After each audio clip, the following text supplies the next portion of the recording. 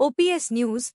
मोदी सरकार से पुरानी पेंशन योजना की वापसी की मांग। कर्मचारियों की मांग है कि सरकार पुरानी पेंशन योजना को बहाल करे, जिससे नियोक्ता का पूरा अंशदान ईपीएस में जमा होकर नियमित सरकारी पेंशन प्रदान की जा सके। इससे लाखों कर्मचारियों का जीवन सुधरेगा और सरकार पर कोई वित्तीय भार नहीं पड़ेगा। नई दिल्ली। हमारे देश में पेंशन की अवधारणा सिर्फ पुरानी सरकारी पेंशन तक ही सीमित रही है। 1995 के पहले कर्मचारी भविष्य निधि संगठन ईपीएफओ कोई पेंशन नहीं देता था।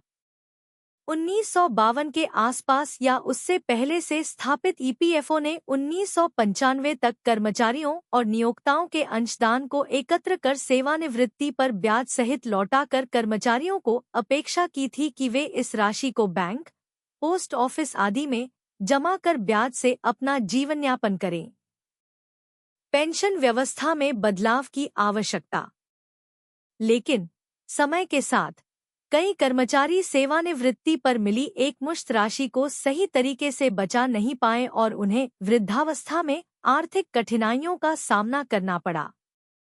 इन समस्याओं को ध्यान में रखते हुए ईपीएफओ ने 1995 में एक नई पहल की, जिसमें कर्मचारियों के फंड का एक हिस्सा कर्मचारी पेंशन योजना ईपीएस में जमा करने का निर्णय लिया गया। इस कदम का उद्देश्य कर्मचारियों को नियमित पेंशन प्रदान करना था। पुरानी पेंशन योजना की मांग। हालांकि इस नई पहल के बावजूद कर्मचारी पुरानी सरकारी पेंशन को ही पेंशन मानते रहे। विशेषज्ञों का मानना है कि यदि ईपीएफओ ने नियोक्ता के 12% अंशदान को पूरी तरह से ईपीएस में जमा कर पुरानी सरकारी पेंशन प्रदान की होती, तो आज लाखों कर्मचारियों का जीवन बेहतर होता।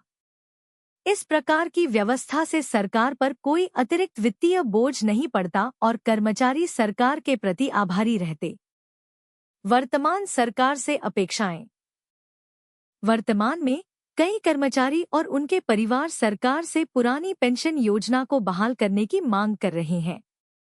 उनका मानना है कि यदि मोदी सरकार सभी नए और पुराने ईपीएफओ सदस्यों से नियोक्ता का संपूर्ण अंशदान लेकर पुरानी सरकारी पेंशन देने की घोषणा करती है, तो यह लाखों लोगों के जीवन में सुधार लाएगा। यह कदम सरकार पर वित्तीय भार भी नहीं डालेगा और मोदी जी के प्रति जनता की आस्था और बढ़ेगी। पुरानी पेंशन योजना की वापसी की मांग को लेकर कर्मचारी समुदाय में भारी समर्थन है। उनका मानना है कि सरकार इस कदम को उठाकर न केवल उनकी वित्तीय सुरक्षा सुनिश्चित करेगी, बल्कि भविष्य की पीढ़ियों के लिए भी एक मजबूत आधारशिला रखेगी। मोदी सरकार के इस दिशा में कदम उठाने से कर्मचारी समुदाय में व्यापक समर्थन और प्रशंसा मिलेगी। ओपीएस 34,000 करोड़ रुपए बचाने पर चुप रहे कर्मचारी, अब 18 माह के दा का एरियर भी नहीं, क्या होगा मांगों का? केंद्र सरकार द्वारा 18 माह का डीए रोकने के बाद सरकारी कर्मचारी 19 जुलाई को लंच समय में विरोध प्रदर्शन करेंगे। उनकी मांगों में पुरानी पेंशन बहाली, 8वें वेतन आयोग का गठन और केंद्र सरकार में खाली पदों को भरना शामिल है। अर्थव्यवस्था के पटरी पर आने के बावजूद सरकार डीए एरियर देने से मुकर गई है। कोरोना महामारी के दौरान केंद्र सरकार ने 18 माह का महंगाई भत्ता डा रोक दिया था, जिसका विरोध उस समय कर्मचारियों ने नहीं किया था। कर्मचारियों ने आपदा में सरकार का साथ दिया, लेकिन अब जब अर्थव्यवस्था पटरी पर लौट आई है, सरकार ने 18 माह के दा के एरियर देने से इनकार कर दिया है। आर्थिक स्थिति की बहाली। अप्रैल 2024 में जीएसटी कलेक्शन 2 लाख करोड़ रुपए के आंकड़े को पार कर गया था। अप्रैल 2023 में भी जीएसटी का रिकॉर्ड कलेक्शन हुआ था। अक्टूबर 2023, जनवरी 2024 और मार्च 2024 में भी जीएसटी कलेक्शन 1.7 लाख करोड़ रुपए से अधिक रहा था। इस आर्थिक बहाली के बावजूद सरकार ने दा का एरियर देने से इनकार कर दिया है। विरोध प्रदर्शन की योजना।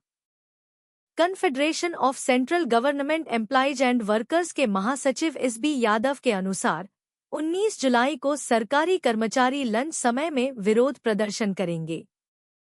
उनकी प्रमुख मांगों में पुरानी पेंशन बहाली, 8वें वेतन आयोग का गठन और केंद्र सरकार में खाली पड़े 10 से 12 लाख पदों को भरना शामिल है। कोरोना काल में कर्मचारियों का समर्थन। एसपी यादव ने बताया कि कोरोना काल में कर्मचारियों ने सरकार का पूरा समर्थन किया था। उस समय अर्थव्यवस्था की गति धीमी होने के कारण डीए रोक लिया गया था, जिससे सरकार ने 34,402.32 करोड़ रुपए बचाए थे। अब जब अर्थव्यवस्था पटरी पर आ गई है और जीएसटी कलेक्शन में साल दर साल 11% की वृद्धि हो रही है, तो सरकार को डीए का एरियर देना चाहिए। अन्य प्रमुख मांगे। कर्मचारियों की अन्य प्रमुख मांगों में एनपीएस की समाप्ति और पुरानी पेंशन बहाली शामिल है। इसके अलावा रेस्टोरेशन कम्यूटेशन ऑफ पेंशन की अवधि को 15 वर्ष से घटाकर 12 वर्ष करना, अनुकंपा नियुक्ति पर लगी 5% की सीमा हटाना और आउटसोर्स व अनुबंध आधारित नियुक्तियों पर रोक लगाना शामिल है। सरकारी कर्मचारियों का कहना है कि उनकी मांगें जायज हैं और सरकार को इन्हें पूरा करना चाहिए। 19 जुलाई को होने वाले विरोध प्रदर्शन के दौरान कर्मचारी अपनी मांगों को जोर शोर से उठाएंगे। इस बाबत कैबिनेट सचिव और वित्त मंत्रालय के सचिव को भी सूचित कर दिया गया है। 8th पे कमीशन। करोड़ों कर्मचारियों के लिए बड़ी खुशखबरी। दिवाली से पहले मिलेगा गिफ्ट, सैलरी में इतनी होगी बढ़ोतरी। केंद्र सरकार ने केंद्रीय कर्मचारियों के महंगाई भत्ते में वृद्धि की घोषणा की है, जिससे 50 लाख से अधिक कर्मचारियों को 26,000 रुपए तक का वेतन बढ़ोतरी लाभ मिलेगा। 8वां वेतन आयोग भी जल्द लागू होने की संभावना है, जिससे अतिरिक्त राहत मिलेगी। 8th पे कमीशन। बढ़ती महंगाई के बीच केंद्र सरकार ने केंद्रीय कर्मचारियों के लिए बड़ी राहत की घोषणा की है। लंबे समय से कर्मचारियों को महंगाई भत्ते डा में बढ़ोतरी की उम्मीद थी और अब सरकार ने इस दिशा में कदम उठाते हुए खुशखबरी दी है।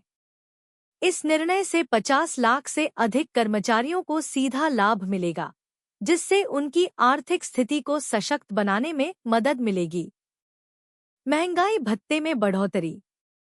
केंद्र सरकार ने हाल ही में घोषणा की है कि केंद्रीय कर्मचारियों के महंगाई भत्ते डा में महत्वपूर्ण बढ़ोतरी की जाएगी। इस बढ़ोतरी से कर्मचारियों की बेसिक सैलरी में कम से कम 26,000 रुपए तक का इजाफा होने की उम्मीद है। महंगाई के दबाव में जी रहे कर्मचारियों के लिए यह एक बड़ा राहतकारी कदम है। इसके साथ ही यह भी संभावना जताई जा रही है कि यह घोषणा दिवाली के शुभ अवसर पर की जाएगी। वेतन वृद्धि की संभावना। मीडिया रिपोर्ट्स और सूत्रों के अनुसार केंद्रीय कर्मचारियों के वेतन में 20% से 35% तक की बढ़ोतरी की जा सकती है। यह वृद्धि कर्मचारियों के विभिन्न स्तरों पर होगी, जिससे उनका आर्थिक लाभ काफी बढ़ जाएगा। उदाहरण के तौर पर लेवल 1 के कर्मचारियों का वेतन 34,560 रुपए तक पहुंचने की संभावना है। वहीं 8वें वेतन आयोग के लागू होने के बाद यह राशि और भी अधिक बढ़ सकती है, जिसमें वेतन को 4.8 लाख रुपए तक करने की संभावना है। 8वें वेतन आयोग का गठन। सरकार ने पहली बार 1946 में वेतन आयोग का गठन किया था और अब तक कुल 8 वेतन आयोगों का गठन हो चुका है। इन आयोगों के माध्यम से देश भर में करीब 1.25 करोड़ कर्मचारियों को सीधा लाभ प्राप्त हुआ है। 8वां वेतन आयोग जल्द ही लागू होने की संभावना है, जिसके तहत कर्मचारियों की सैलरी में बड़ा इजाफा देखने को मिलेगा। इसके साथ ही त्योहारों के सीजन को देखते हुए सरकार महंगाई भत्ते के साथ साथ अन्य आर्थिक लाभ भी प्रदान कर सकती है, जिससे कर्मचारियों को अतिरिक्त खुशी मिलेगी। आर्थिक स्थिरता। सरकार का यह निर्णय केवल केंद्रीय कर्मचारियों के आर्थिक लाभ के दृष्टिकोण से ही महत्वपूर्ण नहीं है, बल्कि इससे उनकी जीवन गुणवत्ता में भी सुधार होगा। महंगाई भत्ते में यह बढ़ोतरी उनके दैनिक जीवन में खर्चों को संतुलित करने में मदद करेगी, जिससे कर्मचारियों के मानसिक और सामाजिक कल्याण में सुधार होगा। महंगाई भत्ते में बढ़ोतरी और वेतन आयोग की सिफारिशों के माध्यम से केंद्र सरकार ने कर्मचारियों के हितों को ध्यान में रखते हुए एक ठोस कदम उठाया है। यह कदम न केवल उनके वेतन में बढ़ोतरी करेगा, बल्कि देश भर में लाखों कर्मचारियों को आर्थिक रूप से मजबूत बनाएगा। त्योहारों के समय यह घोषणा कर्मचारियों के लिए एक विशेष तोहफा साबित हो सकती है, जो उनके जीवन में नई खुशियों का संचार करेगी।